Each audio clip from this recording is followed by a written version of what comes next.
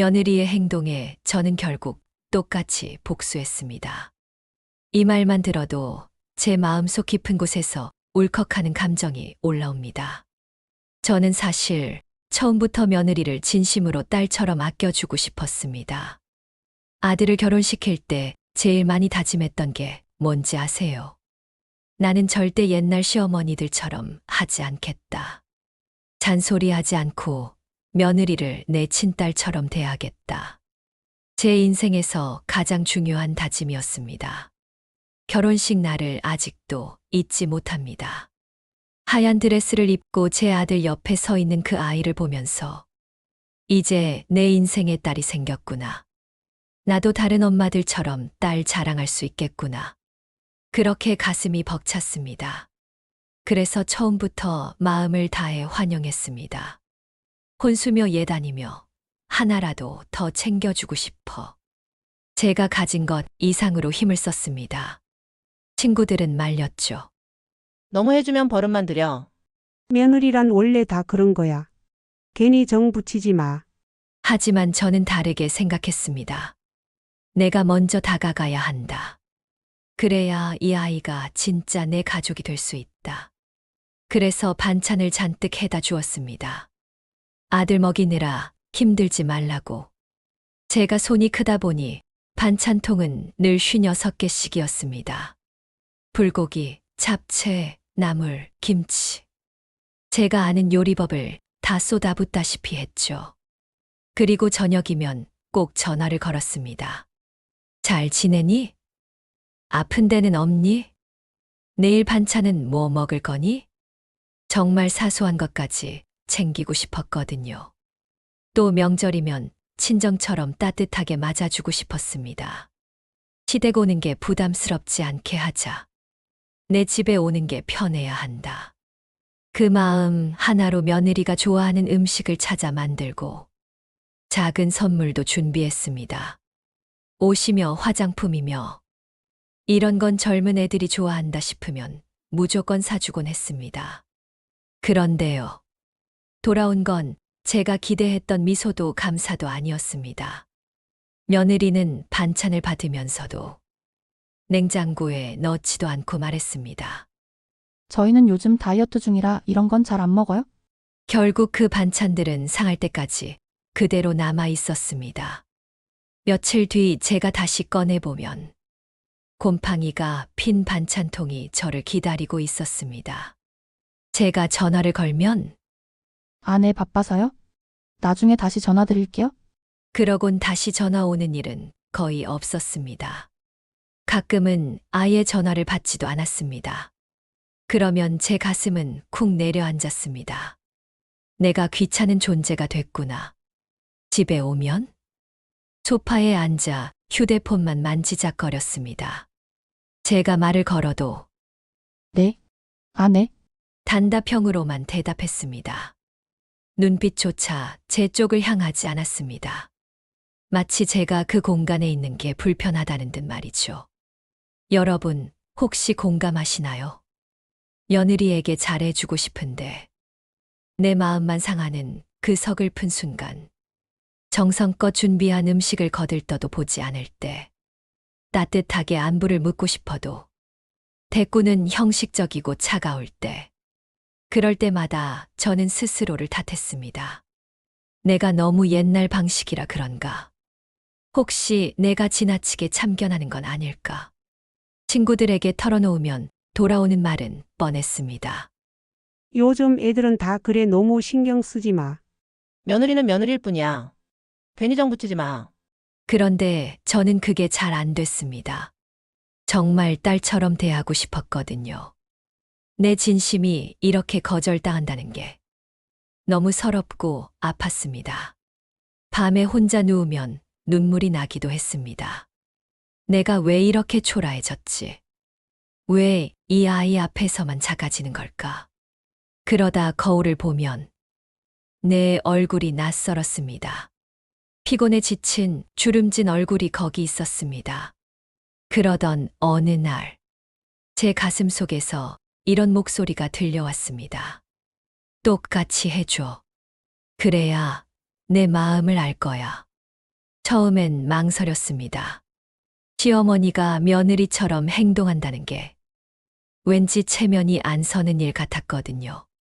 혹시 내가 너무 속 좁아 보이지 않을까? 나중에 후회하지는 않을까? 하지만 곰곰이 생각해 보니 참기만 하는 게 더 문제였습니다. 제가 아무 말도 아무 행동도 하지 않으면 이 아이는 영원히 제 마음을 알 수 없을 테니까요. 그래서 결심했습니다. 며느리가 했던 그대로 나도 돌려주기로. 그렇게 해서라도 내 마음을 알려주기로. 며느리가 집에 와서 휴대폰만 붙잡고 있을 때 저도 일부러 휴대폰을 꺼내 들었습니다. 며느리가 말을 걸어도 눈길조차 주지 않고 화면만 뚫어져라 바라봤습니다. 그러자 며느리 얼굴이 순간 굳더군요. 당황스러운 기색이 역력했습니다. 그 모습에 제 마음속에선 묘한 통쾌함이 올라왔습니다. 며느리가 차려준 밥상 앞에서도 일부러 젓가락을 들지 않았습니다. 아, 저는 이런 건 입에 잘 안 맞네요. 그 말에 며느리의 눈이 휘둥그레졌습니다. 제가 느꼈던 그 서운함을 이제야 며느리도 느끼고 있었던 겁니다. 전화도 마찬가지였습니다. 며느리가 전화를 걸어왔을 때, 아, 나 지금 바빴어. 나중에 얘기하자. 그리고는 그대로 끊었습니다. 다시 걸려온 전화는 일부러 받지 않았습니다. 그 순간 제 안의 응어리가 조금씩 풀려나가는 걸 느꼈습니다. 명절날에도 저는 달라졌습니다. 항상 며느리에게만 제일 좋은 걸 챙겨주던 제가 이번에는 일부러 무심하게 지나쳤습니다. 며느리가 인사를 해도 고개만 끄덕이고 말았습니다. 그날 저녁 며느리 얼굴에 서운함이 스쳤습니다. 속으로 생각했습니다. 그래, 너도 이제 알겠지. 내가 얼마나 서운했는지. 며칠 후 드디어 변화가 찾아왔습니다. 며느리에게서 전화가 걸려왔는데 그 목소리가 떨리더군요. 어머니, 제가 뭘 잘못했나요? 저는 담담히 대답했습니다. 아니야. 그냥 내가 했던 대로 나도 똑같이 해본 거야. 순간 수화기 너머에서 울음소리가 터져 나왔습니다. 어머니, 제가 몰랐어요. 정말 몰랐어요. 죄송해요. 그 울먹임 속에는 후회와 미안함이 묻어 있었습니다. 그때 제 마음이 얼마나 복잡했는지 모릅니다. 통쾌함과 안쓰러움이 동시에 밀려왔습니다. 수화기 너머에서 울먹이던 며느리의 목소리. 어머니, 제가 몰랐어요. 정말 몰랐어요. 그 말이 귓가에 맴돌았습니다. 여러분, 그 순간 제 가슴은 묘했습니다. 통쾌함도 있었지만 동시에 미안함도 있었습니다. 그래, 결국은 이 아이도 몰라서 그런 거였겠지. 나를 일부러 상처 주려던 건 아니었겠지. 하지만 제 마음의 상처가 하루아침에 사라질 수는 없었습니다. 그래서 저는 조금 더 지켜보기로 했습니다. 며느리가 진짜 제 마음을 이해했는지, 아니면 단지 순간적인 감정인지 알고 싶었거든요. 며느리의 변화는 아주 서서히, 그러나 분명히 시작되었습니다. 며느리가 제 집에 왔을 때 예전처럼 휴대폰만 붙잡지 않았습니다. 어머니, 오늘 반찬은 제가 조금 도와드릴게요. 주방에 들어와 재료를 다듬는 그 모습에 순간 마음이 뭉클했습니다. 하지만 저는 바로 웃어주지 않았습니다. 아직은 두고 보자. 말로만 그럴 수도 있으니까. 그래서 일부러 짧게 대꾸했습니다. 그래, 알아서 해. 며느리 얼굴이 잠시 굳더니 다시 조심스레 웃으며 고개를 끄덕였습니다. 그 작은 모습에서 저는 조금씩 진심을 읽을 수 있었습니다. 며칠 뒤 제 생일이 다가왔습니다. 솔직히 큰 기대는 하지 않았습니다. 그동안 며느리가 제 생일을 챙겨준 적이 거의 없었으니까요. 그런데 이번엔 달랐습니다. 아침에 며느리에게서 전화가 왔습니다. 어머니, 오늘 저녁 시간 괜찮으세요? 작게나마 준비했어요? 저는 놀랐습니다. 저녁에 며느리 집에 가보니 식탁 위에는 소박하지만 정성스러운 음식이 차려져 있었습니다. 그리고 작은 케이크 하나. 어머니, 제가 만든 건 아니지만 그래도 마음은 담았어요? 그 순간 제 눈시울이 붉어졌습니다. 그래, 이 아이도 노력하는구나. 하지만 제 복수극은 여기서 끝난 게 아니었습니다. 저는 여전히 제 마음을 완전히 풀 수 없었거든요. 그래서 몇 가지 상황에서 더 똑같이 돌려주었습니다. 어느 날 며느리가 손주를 맡아달라고 했습니다. 예전 같았으면 제가 기꺼이 갔을 겁니다. 하지만 이번엔 일부러 말했습니다. 아, 나도 오늘 약속이 있어서 안 되겠다. 며느리 목소리에 순간 당황이 묻어났습니다. 아, 네, 알겠습니다. 그 짧은 대답 뒤에 흘러나오는 침묵 속에서 저는 며느리의 마음이 흔들리고 있음을 느꼈습니다. 또 한 번은 이런 일이 있었습니다. 며느리가 저에게 옷을 선물했습니다. 어머니, 이거 요즘 유행하는 거라길래? 예전 같으면 제가 얼마나 기뻐했을까요? 하지만 이번엔 일부러 시큰둥하게 대답했습니다. 내 취향은 아닌데 그냥 두고 보자. 며느리 얼굴에 스치는 실망감. 그때 저는 속으로 생각했습니다. 그래, 내가 내 반찬에 했던 말이 바로 이거였어. 그때 내 마음이 어땠는지 이제 알겠니? 이런 작은 복수들이 이어지자 며느리는 점점 더 제 눈치를 보기 시작했습니다. 제가 웃어주면 안도의 숨을 쉬고 제가 무심하면 마음이 불편한 듯 보였습니다. 여러분, 혹시 이런 경험 있으신가요? 그동안 무심하던 사람이 내가 태도를 바꾸자 오히려 다가오는 경험 말입니다. 그럴 땐 어떤 기분이 드시나요? 저는 통쾌하면서도 한편으론 허무했습니다. 결국 이렇게 해야만 내 마음을 알아주는구나. 그 무렵 아들이 저를 따로 불러냈습니다. 엄마, 혹시 요즘 무슨 일 있어요? 시연이가 엄청 눈치 보던데요. 저는 웃으며 말했습니다. 내 아내가 나한테 했던 그대로. 나도 똑같이 해준 것뿐이야. 아들은 잠시 말을 잇지 못했습니다. 그러더니 이내 한숨을 내쉬며 말했습니다. 엄마 마음이 그랬군요. 제가 미처 신경 못 썼네요. 그 말의 순간 서운함이 북받쳤습니다. 내가 남편이면서도 왜 며느리 편만 들었는지 이제야 알겠구나. 하지만 저는 애써 웃으며 고개를 끄덕였습니다. 그래, 내 아내도 배우고 있는 거야. 나도 배우고 있고. 그 후로 며느리는 조금씩 변했습니다. 저에게 전화를 걸어 이런저런 이야기를 나누려 했습니다. 어머니, 요즘 드라마 보셨어요? 어머니, 저 레시피 좀 알려주세요. 짧은 대화였지만 저에겐 큰 의미였습니다. 그러나 그때까지도 저는 완전히 마음을 열지 않았습니다.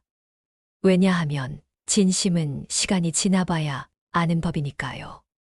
순간의 미안함 때문일 수도 있으니까요.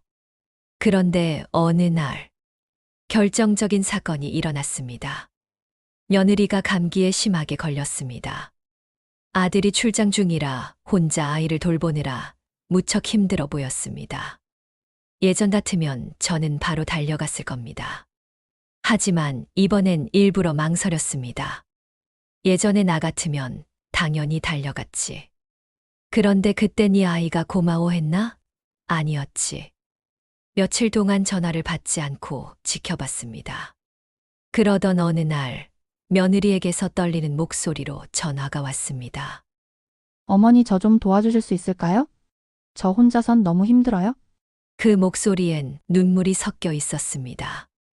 그 순간 제 마음이 무너져 내렸습니다. 그래, 이 아이도 결국은 사람이고 내 도움이 필요한 존재구나. 며느리의 떨리는 목소리가 아직도 귀에 생생합니다.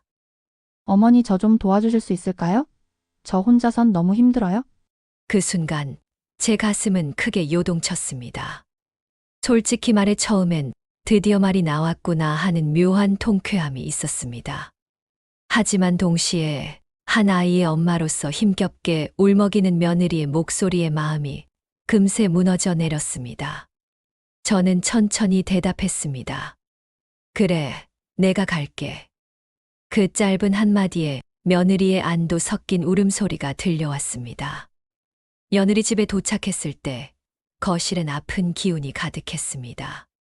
손주는 여기저기 장난감을 흩어놓으며 뛰어다니고 며느리는 소파에 웅크린 채 기침을 하고 있었습니다. 얼굴은 창백했고 눈가는 붉었습니다. 그 모습에 제 마음이 철렁 내려앉았습니다. 이게 뭐니, 이렇게 아픈데 왜 참았어? 제가 다급히 다가가자 며느리는 힘없이 미소를 지었습니다. 어머니, 괜찮을 줄 알았는데 생각보다 힘들더라고요. 저는 서둘러 부엌으로 향했습니다. 국거리를 꺼내고 죽을 쑤기 시작했습니다. 손주는 제 다리를 붙잡으며 졸랐습니다. 할머니, 나 배고파. 그 목소리에 순간 눈물이 날 뻔했습니다. 그래, 나 없으면 이 아이는 누구에게 의지했을까? 한참 동안 부엌에서 음식을 만들고 죽을 먹이고 집안을 정리하다 보니 밤이 깊었습니다. 며느리는 조금 기운을 되찾았는지 제 옆에 앉았습니다. 그리고 갑자기 고개를 푹 숙이더니 제 손을 꼭 잡았습니다. 어머니, 제가 그동안 너무 무심했죠? 정말 죄송해요. 어머니가 저한테 얼마나 잘해주셨는데 저는 그걸 모르고 오히려 차갑게 굴었어요. 그 목소리엔 후회와 죄책감이 뒤섞여 있었습니다. 저는 잠시 아무 말도 하지 못했습니다. 속에서 수많은 감정이 요동쳤습니다. 그래, 이제야 깨달았구나. 내가 얼마나 서운했는지, 얼마나 외로웠는지. 하지만 또 한편으론 너무 늦은 건 아닐까. 내 상처는 이미 깊이 새겨졌는데. 며느리는 제 눈치를 살피며 말을 이었습니다. 어머니, 사실 저는 어머니가 너무 완벽하셔서 부담스러웠어요. 늘 반찬을 해오시고 늘 전화해주시고 그게 고맙기보다는 제가 부족해 보일까봐 두려웠어요. 그래서 일부러 거리를 두려고 했던 것 같아요. 그 고백을 듣는 순간 제 가슴이 철렁했습니다. 아, 이 아이도 나름의 이유가 있었구나. 저는 서운함 때문에 한쪽만 보았지. 며느리의 불안과 두려움은 생각하지 못했습니다. 잠시 후 며느리는 제 앞에서 눈물을 쏟았습니다. 어머니, 저는 친정엄마랑도 사이가 멀어요. 그래서 더 어떻게 해야 할지 몰랐어요. 어머니가 다가와 주셨는데 저는 그걸 받아들이는 법을 몰랐어요. 그 고백에 저는 그만 멍해졌습니다. 친정엄마와도 사이가 멀다니? 그래서 나한테 더 서툴렀던 거구나. 저는 조심스레 며느리의 등을 두드리며 말했습니다. 그래, 나도 서툴렀다. 내 마음을 알아보려 하지 않고 내 방식대로만 했던 것 같아. 여러분, 그때 느낀 감정을 뭐라고 표현해야 할까요? 서로에게 쌓였던 오해와 상처가 눈물 한 방울 한 방울에 조금씩 녹아내리는 기분이었습니다. 그날 밤 저는 며느리 집에서 자고 갔습니다. 손주와 함께 잠들고 며느리는 제 옆에 누워서 속마음을 털어놓았습니다. 어머니, 앞으로는 제가 먼저 다가갈게요. 어머니를 딸처럼 생각하고 싶어요. 그 말을 들으며 저는 눈을 감았습니다. 가슴 깊은 곳에서 오래 묵혀있던 서운함이 조금씩 풀려나가는 것을 느꼈습니다. 다음 날 아침 며느리는 힘들어하면서도 아침상을 차리려 했습니다. 저는 손을 막으며 말했습니다. 앉아 있어. 내가 할게. 그리고 주방에서 밥을 차리며 혼잣말했습니다. 이게 바로 가족이지.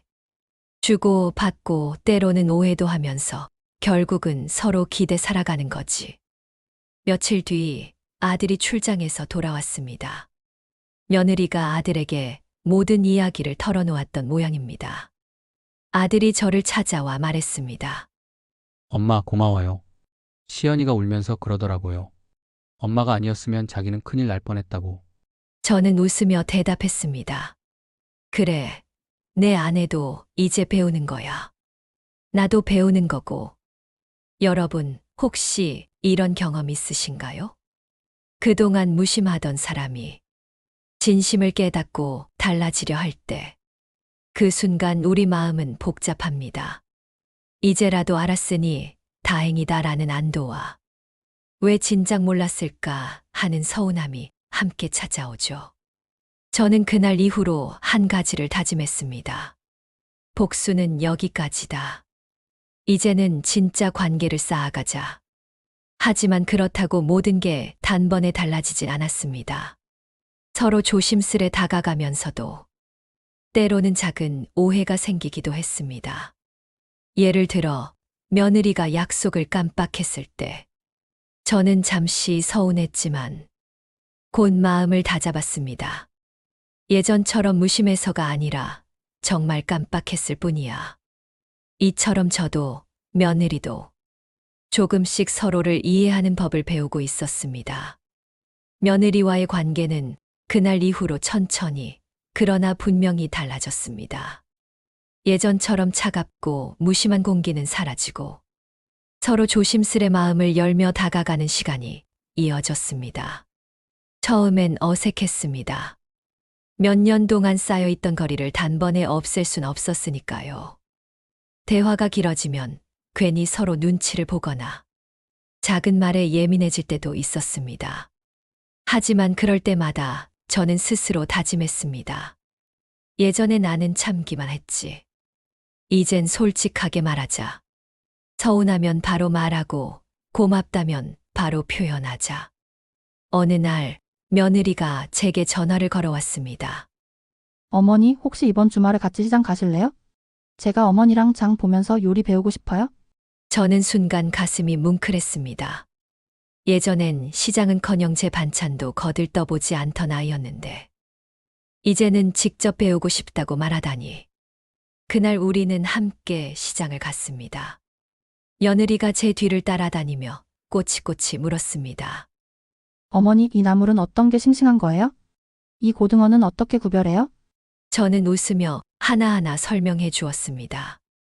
집에 돌아와 함께 요리를 하면서 저는 며느리의 웃는 얼굴을 오래도록 바라봤습니다. 그래, 이게 내가 바라던 모습이었어. 나를 귀찮아하지 않고 함께하려는 모습. 며느리의 변화는 손주에게도 이어졌습니다. 할머니, 하며 달려와 안기는 손주의 모습에 며느리는 웃으며 말했습니다. 어머니, 아이가 요즘은 할머니 얘기만 해요? 제가 질투날 정도라니까요? 그 말이 어찌나 기쁘던지 마음속 깊은 곳에서 오래된 서운함이 눈 녹듯 사라져갔습니다. 시간이 흐르며 우리는 함께 작은 추억들을 쌓아갔습니다. 생일엔 며느리가 직접 케이크를 굽기도 했고 명절엔 함께 송편을 빚으며 웃음을 나눴습니다. 여행을 가자는 제안도 며느리 쪽에서 먼저 나왔습니다. 어머니, 봄에 벚꽃 보러 같이 가요? 그 말에 저는 그저 고개만 끄덕였지만 마음속에서는 눈물이 차올랐습니다. 그러나 완벽한 화해의 순간은 어느 평범한 저녁에 찾아왔습니다. 그날 며느리가 제게 말했습니다. 어머니, 사실 제가 처음에 어머니를 밀어냈던 건 너무 잘해주셔서 더 두려웠던 거예요. 제가 혹시라도 실망시킬까봐 혹은 기대에 못 미칠까봐 겁이 났어요. 그래서 차갑게 굴었던 거예요. 저는 잠시 멍하니 며느리를 바라봤습니다. 그리고 천천히 웃으며 말했습니다.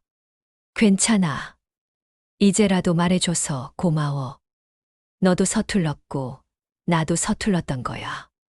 그 순간 며느리는 제 손을 꼭 잡았습니다. 어머니, 저 이제 정말 딸처럼 생각할게요. 그 말에 저는 더는 눈물을 참을 수 없었습니다. 그래, 드디어 우리가 진짜 가족이 되는구나. 여러분, 인생을 살다 보면 이런 관계의 오해와 상처가 얼마나 많은지 모릅니다. 특히 며느리와 시어머니 사이는 사소한 말 한마디, 표정 하나로도 쉽게 금이 가죠. 저는 이번 일을 통해 크게 깨달았습니다. 복수라는 건 단순히 통쾌함만 주는 게 아니었습니다. 상대가 내 마음을 깨닫게 하고 관계를 다시 세울 기회를 주는 힘이 있었습니다. 만약 제가 참기만 했다면 아마 지금도 마음속엔 원망만 가득했을 겁니다. 하지만 똑같이 돌려주면서 며느리도 제 진심을 알게 되었고, 저 역시 며느리의 두려움과 서툼을 이해할 수 있었습니다. 이제 저와 며느리는 함께 요리하고 드라마, 이야기를 나누며 웃습니다. 손주와 셋이 손잡고 산책도 합니다. 복수로 시작된 우리의 갈등은 결국 서로를 이해하는 다리가 되었습니다. 혹시 여러분도 비슷한 경험 있으신가요? 며느리든 자식이든 친구든 참기만 하다 보면 내 마음은 점점 작아지고 결국은 상처만 남습니다. 때론 용기 내어 나도 내가 한 그대로 느껴보고 있다.